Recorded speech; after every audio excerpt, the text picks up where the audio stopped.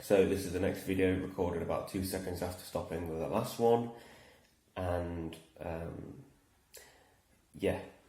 this is the chapter prior on active nihilism in Ride the Tiger, page 39, and I haven't found the exact point I want to talk about, but I'll start anyway.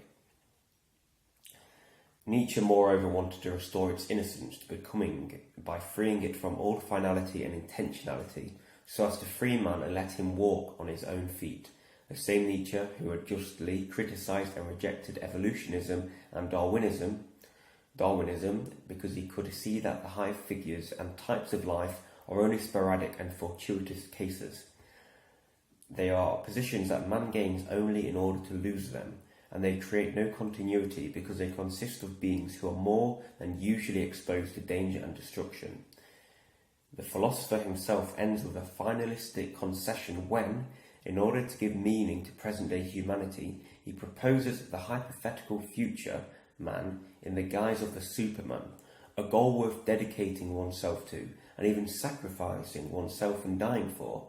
Mutatis mutandis. Things here are not very different from the Marxist communist eschatology, in which the mirage of a future human condition after the worldwide revolution serves to give meaning to everything inflicted on the man of today in the areas controlled by this ideology. This is a flagrant contradiction of the demands of a life that is its own meaning. The second point is that the pure affirmation of life does not necessarily coincide with the will to power in a strict qualitative sense, nor with the affirmation of the Superman. So, ignore the last bit about the second point, and I guess with, das Übermensch, the Superman, the main point is what I think Nietzsche might have earlier put forth, or Evola might have earlier put forth, is that life should be meaningful in and of itself. The present, the eternal present, should serve to give meaning to one's life. And the reason I believe he brings up the Marxist communist eschatology, and where eschatology is essentially, I believe, the end of humanity. It is concerned with the final destiny of humanity.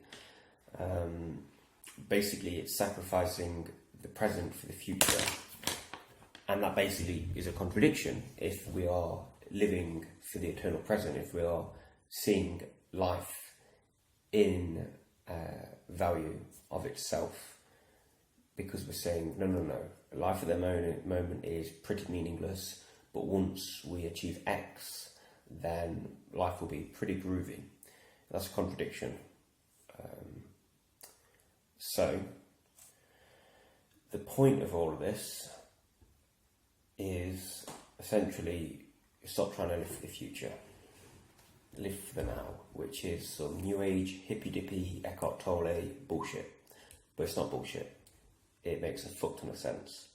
And I believe people who purely live for the future end up pretty miserable, or they live with some grandiose expectation, and when they arrive at that future point, their expectations are not met, and they acquire a sense of heightened misery and despair, dread perhaps, and existential nihilism, whatever, nihilism, fuck knows.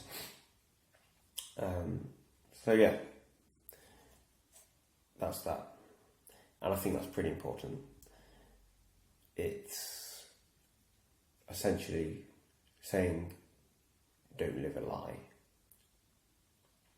If you want to go to the gym, try to go to the gym for its own sake. You can have a goal is fine, but once you achieve that goal, don't just stop going, don't just stop doing it. Are you doing things now where fulfillment is not garnered from the activity? Are you? If you are, then why are you doing it? For what reasons are you doing this thing? If you're doing it for a pretty damn good reason, you can either try reframing your perspective on that action, on the activity, or you can find a suitable alternative which is more in accordance with your nature.